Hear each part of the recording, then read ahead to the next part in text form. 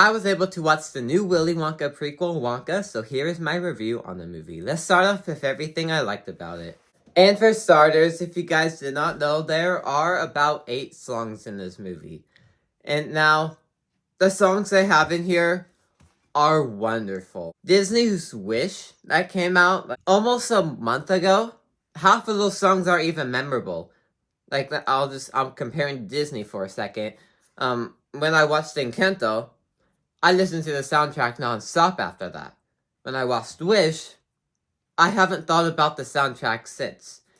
Now, I've seen Wonka, and the music in here, I want to listen to the soundtrack. I want to listen to it right now. I feel like it's wonderful. It brings that charm to the whole movie, and really works with the kind of tone this movie has. Now, for you guys wondering, it's not a full-out, non-stop singing. There's about 10 minutes between each song. Towards the end, it's not like that, but throughout the movie, it's like 10 minutes between each song. Songs in here are wonderful. Another thing in here, I did say the songs fit really well with the story, and the story in here is a really good prequel story. It shows how Wonka made him want to start making chocolate, and like the idea behind that. And it showed his journey that we see until the first movie. And yeah, the story in here is wonderful. Like I said, it fits really well with the music they have, and just everything flows together, and the story in here, I felt really worked. Now at first, when the movie started, I was a little hesitant about the story, just the way everything started, but by the end, I feel like the story really worked with what they were going for. And everyone is casted perfectly.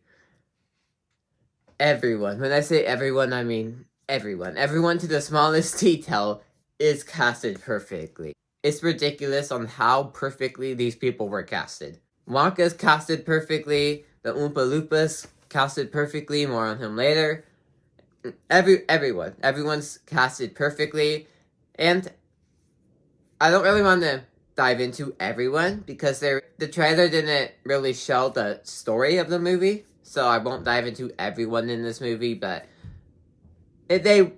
everyone's casted perfectly. This movie made me want to eat chocolate afterwards. Like, the moment this movie ended, I wanted to eat some chocolate. Now, this movie was able to bring to life of how good his chocolate was, and what we see in the movie, the Willy Wonka movie. This movie brings that to life. It makes me want to eat chocolate afterwards. It makes me want to eat Wonka's chocolate. That's how good this movie was able to bring, that he makes this wonderful candy to life. This movie is not perfect, so let's move on to everything I didn't like about the movie. And for starters, it's a prequel. It runs into that prequel problem that a lot of prequels have. We know what happens to the characters. Every prequel's like that. We know what happens to the characters. So there's not really stakes, even though there's not going to be a whole lot of stakes in this movie, because it's not an action movie. You know what happens to the character at the end. You know where his story leads at the end. If you've seen, of course, Willy Wonka. So you know where the story goes. But nonetheless, the story is still amazing. But that's there, like always. Another thing, I did say I'll come back to the Oompa Loompas earlier. He's barely in the movie. Now, the way the trailers handled him, it seemed like he'll be in the movie a little bit more.